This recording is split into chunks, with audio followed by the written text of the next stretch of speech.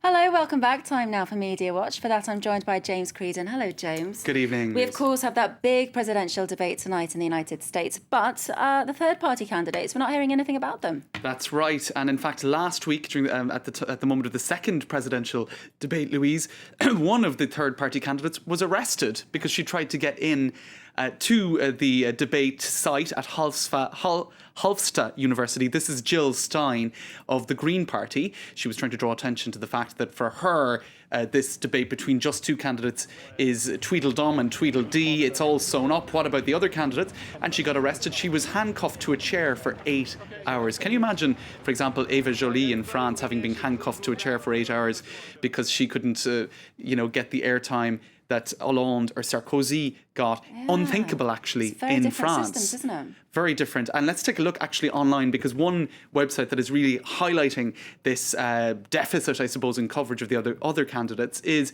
Democracy Now! And they pointed out that Jill Stein was arrested last week. And what they did then was they provided an opportunity for three of the other candidates, including Jill Stein, to speak on their web-streamed show. So an attempt, I suppose, to correct the deficit in a lot of the media outfits in the US in coverage of the other candidates, because you tend to forget there's more than two. Absolutely. Now, what about the parallel debates being organised with minor candidates? All right, well, there is a debate tomorrow night, not tonight, but tomorrow night, being chaired by Larry King. Right, Larry King is actually going to moderate that debate with four of the other candidates participating in that. It's being organised by the Free and Equal Elections Foundation, and it's going to be carried actually on a number of overseas channels. It's going to be streamed online as well.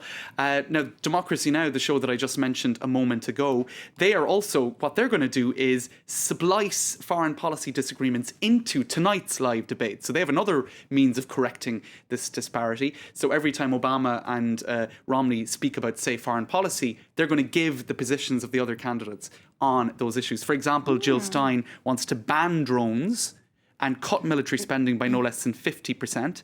Another candidate by the name of Rocky Anderson for the Justice Party wants to close most overseas bases. At the moment, you've got, I think, Romney, who is saying we need 15 more warships a year, and Obama saying we need 9 more warships a year. It's not exactly the same as banning drones and getting rid of all overseas military bases. So it's an interesting technique being provided by some media, not so mainstream, in correcting the lack of, I suppose, coverage of the other candidates' positions on key issues. It'll be interesting to see Larry King back in action as well, won't it? Absolutely. It's no, I suppose, he's a pretty high-profile moderator. Absolutely. Now, the Washington Post has tried to explain why there's less coverage of minor candidates, hasn't it? That's right. Now you have Patrick Pexton here speaking in the opinion section of the page. Is the Post neglecting third parties?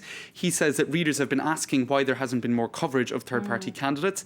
He says it's not the Post's job to be boosters for any presidential candidate. It's up to the candidates to compete in the rough and tumble of politics in a country skewed with its winner-takes-all system towards two major parties. So for him, it's the system that's flawed, not them. and we're just covering the system, although you could say that it's also the media's role to shine the spotlight on, to try to make that a more equal equal ground, exactly.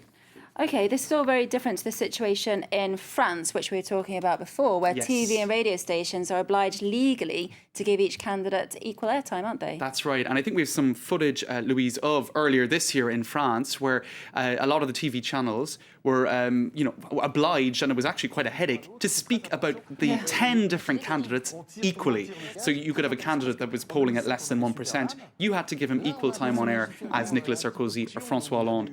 And there were debates organised. You can see here Marine Le Pen, the far-right candidate, Jean-Luc Mélenchon, far-left candidate. They debated live on air as well on the same show on France 2 called Les Paroles et les Actes that the major candidates were invited to. So you have a situation in France where the law requires the major networks to give equal time to candidates. That's not the case in the US. In fact, in the US, just to give the actual name of the commission, it's called the Commission on Presidential Debates, and it excludes third-party candidates.